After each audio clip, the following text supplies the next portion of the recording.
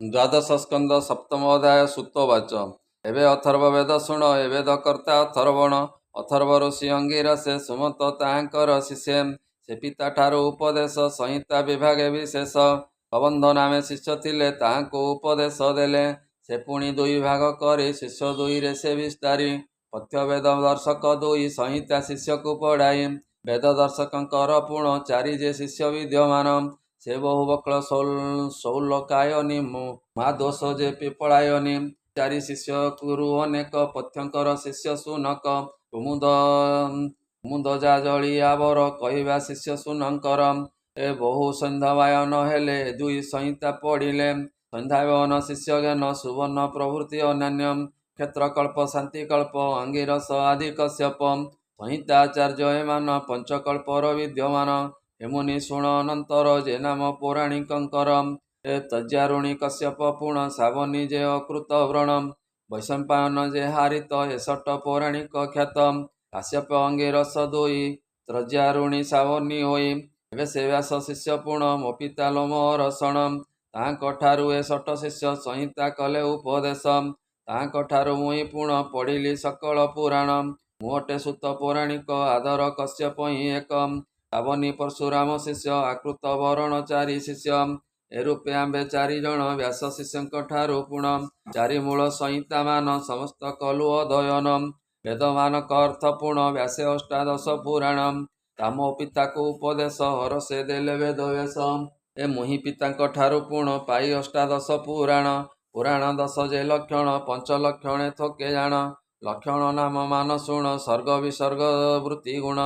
ଏ ହେତୁ ଯେ ମନ ତୋର ରକ୍ଷା ବଂଶାନୁଚରିତ ଯେ ଶିକ୍ଷା। ଆଶ୍ରୟ ଅବତାର କଥା ଏ ଦଶ ଲକ୍ଷଣରେ ଯୁକ୍ତା। ବଡ଼ ପୁରାଣ ଏଥେ ଜାଣ ଦଶ ଲକ୍ଷଣ ବିଦ୍ୟମାନ। ସାନ ଉପପୁରାଣ ମାନ ପାଞ୍ଚ ଲକ୍ଷଣରେ ବଖାଣ। ବିଷ୍ଣୁ ନିର୍ଗୁଣ ନିରାକାର ତ୍ରିଗୁଣେ ଯୁକ୍ତ ସେ ମାୟାର। ତହୁଁ ମହତ ଅହଙ୍କାର ପଞ୍ଚମହାଭୂତ ଶରୀର। ଶତାବ୍ଦୀ ତନୁ ମାତ୍ର ପଞ୍ଚ ଏକାଦଶ ଇନ୍ଦ୍ରିୟ ସଞ୍ଚ। ଉତ୍ପତ୍ତି ମଧ୍ୟ ଏ ହୁଅନ୍ତି ଏ ସର୍ବେ ସର୍ଗ ଯେ ବୋଲନ୍ତି। ଏହାଙ୍କ ସଙ୍ଗତରେ ପୁଣ ପୁରୁଷ ସଂଯୋଗ ଭାବେଣ। ଏହାଙ୍କ ବାସନାର ଅଙ୍ଗ ସ୍ଥାବର ଜଙ୍ଗମ ପତଙ୍ଗ। କୀଟ ଆଦି ଚାରି ଉତ୍ପତ୍ତି ଏମାନେ ବିସର୍ଗ ବୋଲାନ୍ତି। ପ୍ରାଣୀମାନଙ୍କର ଯେ ବିବୃତ୍ତି ଜୀବିକା ଆଚାରାଦି ଗତି। ଏ ସର୍ବବୃତ୍ତି ଯେ ବୋଲାଇ ଲକ୍ଷଣ ପୁରାଣ ସେ କହି। ଏମାନେ ରକ୍ଷାର ନିମନ୍ତେ କାମାଦି ଉତ୍ପତ୍ତି ପ୍ରବର୍ତ୍ତେ। ଚିତ୍ତ ପ୍ରଳୟର କାରଣ ବିଷ୍ଣୁର ଯେନ୍ତେ ଅଂଶମାନ। ଏହାଙ୍କ ରକ୍ଷା ଯେ ବୋଲନ୍ତି ଯେଉ ବିଷ୍ଣୁ ସର୍ବ ରଚନ୍ତି। ଏ ସମୟରେ ମନୁମାନେ ବ୍ରାହ୍ମ ମୁହୂର୍ତ୍ତେ ଉତପର୍ଣ୍ଣେ। ଏ ବ୍ରାହ୍ମ ମୁହୂର୍ତ୍ତରେ ପୁଣ ମନନ୍ତରେ ହୁଏ ପ୍ରମାଣ। ଇନ୍ଦ୍ର ଶପଥ ଋଷି ଦେବ ଅନୁପୁତ୍ର ଆଦି ଯେ ସର୍ବ। ଏ ମନୋତ୍ତର ଯେ ବୋଲାଇ ଆନ ମନ ବଂଶୁ ବଢ଼ଇ। ଶ୍ରୀ କରନ୍ତି ଆତଜାତ ଏ ମନୁ ବଂଶାନୁଚରିତ। ସମୟରେ ବାସୁଦେବ ସଟ ଯେ ରୂପରେ ସମ୍ଭବ। ମନୁ ଦେବତା ମନୁହତ୍ର ଏ ସର୍ବ ବ୍ରହ୍ମାର ଯେ ଗୋତ୍ର।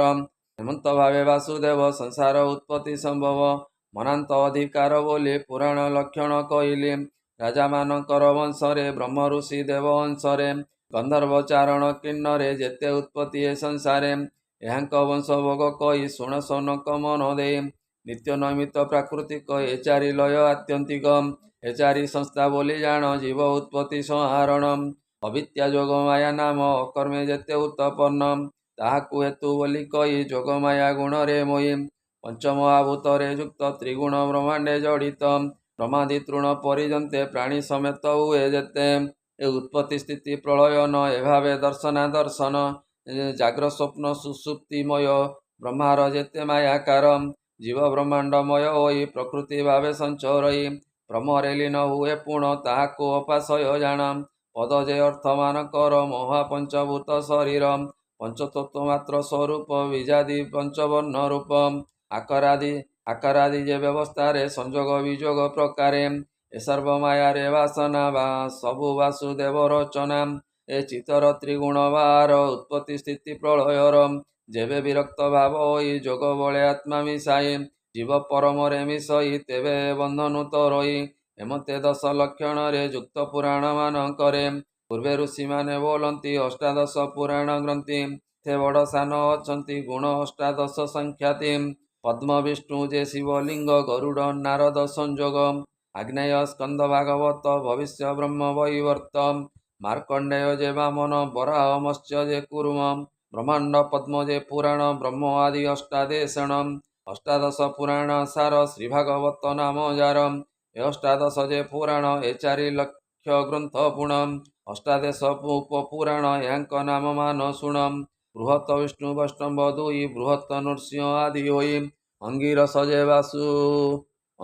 जे बाजु नदी इतिहासे अष्ट जे छंदी लघु भागवत प्रकाश लघु भारत जे 12 देवी पुराण कंध कक्षमये गोमत जे हरिवंशये कालिका नारकीय पूर्ण सम पुष्कर जे संकेणम उपपुराण अष्टादश द्विलक्ष ग्रंथ रे प्रकाश महाभारत लक्ष्य ग्रंथ अष्टादश पर्वे जंत्रित महाभारत लक्ष्य ग्रंथ अष्टादश पर्वे जंत्रित चतुर्विंश सहस्र श्लोकेण 7 खंड जे रामायणम ए 4 वेद को लक्ष्य कही 36 श्रुति लक्ष्य होई 6 शास्त्र जे 7 लक्ष्य न्याय मीमांसा सहस्र संख्यम पातंजल तर्क शास्त्रेण शिक्षाकल्प निरुक्त छंदेण षडंग 8 लक्ष पूर्ण 260 जान 30 व्याकरण आदि अंग जे भावे प्रसिद्धि 4 उपनिषद शुण 4 लक्षरे से संपूर्ण आयुर्वेद जे धनुर्वेद गंधर्व शिल्प 4 वेद आगम शास्त्र आदि पूर्ण 10 लक्ष ग्रंथ प्रमाण